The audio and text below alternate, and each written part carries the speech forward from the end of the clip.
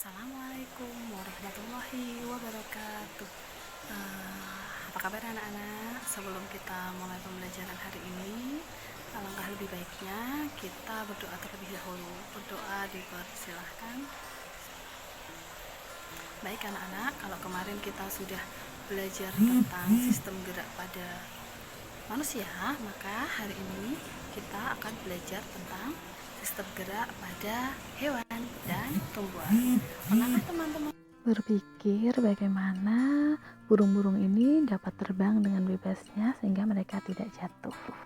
Selain itu, bagaimana juga bisa ikan-ikan dapat berenang dengan bebas? Pada pertemuan ini kita akan belajar tentang gerak hewan. Di antaranya adalah gerak hewan dalam air. Sebagian besar hewan yang hidup di air memiliki bentuk tubuh seperti torpedo. Hal ini bertujuan untuk memperkecil gaya gesek dengan air sehingga memudahkan pergerakan ikan. Tubuh ikan dilengkapi otot dan tulang belakang yang fleksibel untuk mendorong ekor dan sirip ikan di dalam air. Ikan juga memiliki sirip tambahan yang berfungsi untuk menjaga keseimbangan. Untuk mengatur gerak naik turun, ikan memiliki gelembung renang yang dapat mengeluarkan gas, biasanya oksigen. Gerak hewan di udara. Sayap burung tersusun atas kerangka yang kuat dan ringan, serta otot yang kuat. Sayap burung memiliki bentuk melengkung, sehingga udara yang mengalir pada bagian atas sayap lebih cepat daripada bagian bawahnya. Hal ini akan menghasilkan gaya angkat yang efektif untuk pergerakan burung. Hal ini juga diterapkan pada pesawat terbang. Saat sayap dikepakkan, udara akan mengalir ke bawah. Dorongan ke bawah tersebut akan menghasilkan gaya yang berlawanan arah, sehingga burung akan terangkat ke atas. Yang ketiga adalah gerak hewan di darat. Gerak hewan di darat dipengaruhi oleh massa dan kekuatan otot-otot kakinya. Semakin besar massa tubuhnya, biasanya kecepatan jalannya akan semakin rendah. Begitu juga sebaliknya. Seekor rusa biasanya akan berlari di udara. Hal ini karena gesekan di udara lebih kecil daripada di tanah. Kecepatan gerak hewan yang berbeda-beda dipengaruhi oleh perbedaan struktur tulang dan otot hewan tersebut. Nah, bagian selanjutnya kita akan belajar tentang Bagian tumbuhan dapat merespon bermacam rangsangan yang berasal dari luar. Sentuhan, cahaya, gravitasi, dan air adalah rangsangan yang dapat memicu pergerakan tumbuhan. Secara umum, pergerakan tumbuhan dibagi menjadi dua, yaitu gerak tropis dan gerak nasti. Gerak tropis merupakan gerak yang arah gerakannya menuju rangsangan. Jika pergerakan searah dengan arah stimulus, maka disebut tropisme positif. Jika pergerakan berlawanan arah, maka disebut tropisme negatif. tanaman sangat sensitif terhadap cahaya. Tunas cenderung tumbuh ke arah cahaya, sehingga ini disebut dengan fototropisme positif. Sedangkan akar tanaman bergerak menjauhi matahari, maka disebut sebagai fototropisme negatif. Yang kedua adalah geotropisme. Geotropisme merupakan gerak bagian tumbuhan yang dipengaruhi oleh pusat bumi.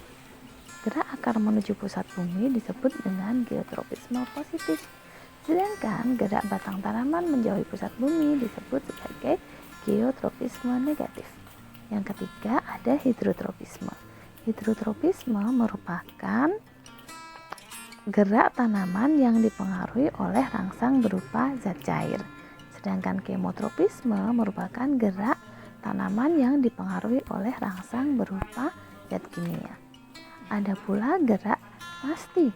Gerak nasti merupakan gerak bagian tumbuhan yang tidak dipengaruhi oleh arah datangnya rangsangan. Contohnya adalah gerak menutupnya kantung semar saat ada hewan lain yang menghampiri. Dari video tadi dapat kita simpulkan tropisme adalah gerak bagian tumbuhan yang arah geraknya dipengaruhi oleh arah datangnya rangsang.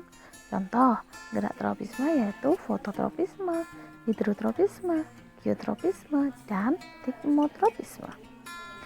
Ini contoh fototropisme positif. Ketika bunga matahari bergerak mengikuti arah datangnya matahari. Teman-teman pasti pernah melihat bunga matahari, bukan?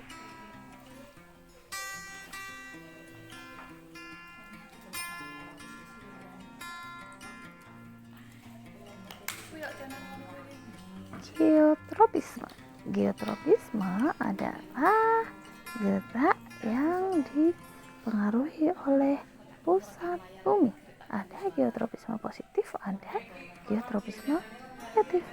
Kalau akar menuju pusat bumi namanya geotropisme positif, sedangkan batang yang menjauhi pusat bumi namanya geotropisme negatif. Tikmotropisme merupakan gerak yang dipengaruhi oleh sentuhan, arah datangnya sentuhan.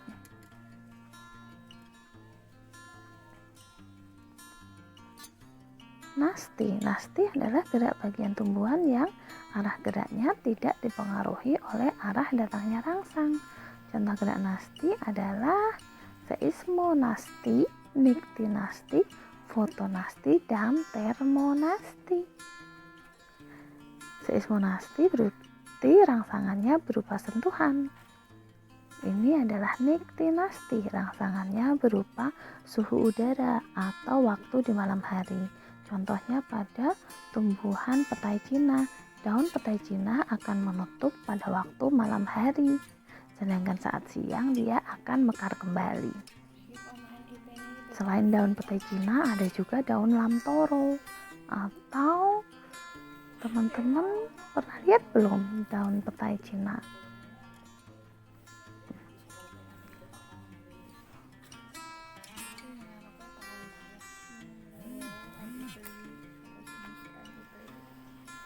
Kemudian ada termonasti. Termonasti adalah gerak yang dipengaruhi oleh suhu. Contohnya pada tanaman bunga pukul 4 atau Mirabilis jalapa.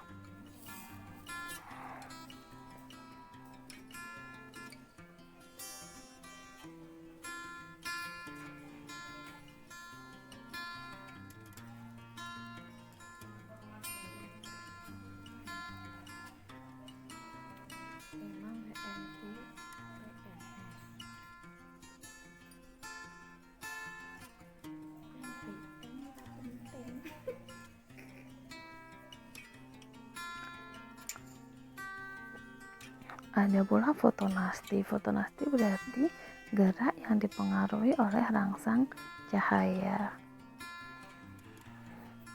Nah, ini teman-teman tentang gerak pada tumbuhan. Karena tumbuhan tidak memiliki alat gerak aktif, maka dia pada tumbuhan disebut dengan gerak pasif. Taksis adalah gerak yang terjadi akibat rangsangan luar. Rangsangan ini menyebabkan bergeraknya seluruh bagian atau tubuh menuju atau menjauhi rangsang. Contoh dari gerak taksis adalah fototaksis dan kemotaksis.